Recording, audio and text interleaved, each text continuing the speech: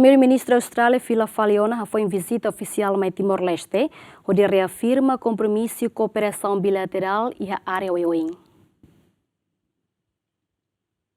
Foi halau visita Timor-Leste quinta ne primeiro-ministro Austrália Anthony Albanese, Fila Faliona ba Austrália, e a tucuhito da derne, o avião Royal Australian Air Force. Presidente da República José Ramos Horta, o primeiro-ministro Kairala Sanana Guzmão, membro do governo Balum, deputado do corpo diplomático Sira, acompanha Anthony Albanese e aeroporto Hoti Halau despedida. E a visita oficial da Huluk primeiro-ministro australiano e a Timor-Leste, país ruane, faz parceria nebe meeting no reafirma compromisso cooperação bilateral e a área OIOIN.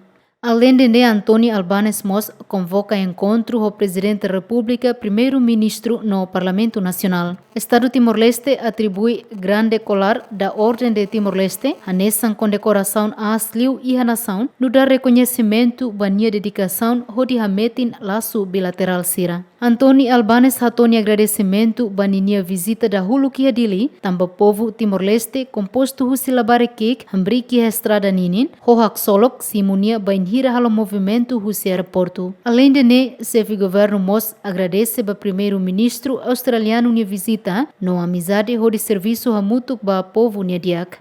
Equipa cobertura, Yemen.